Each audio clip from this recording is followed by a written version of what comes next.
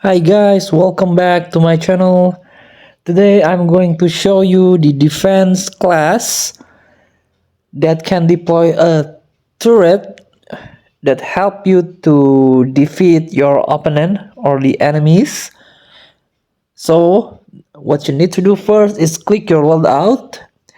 This is the class Desperado skill or perk or even the shield turret that can defend you from the enemy. Click the Desperado. This is part of defense class. So this is the shield turret, and this is the brief information. Place a shield turret. The passives skill: fight with pistol when down, and killing an enemy in this stats revives you.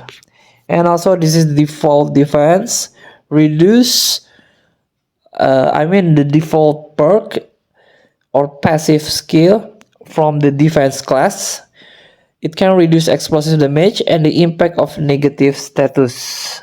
Let's try in a battle royale training ground. Welcome to the battle royale training ground. As you can see, there are enemy in front of me. So let's try the Desperado. Deploy the Desperado or shield turret to help you defeat the enemies. Click. As you can see, you you can use this by tap this.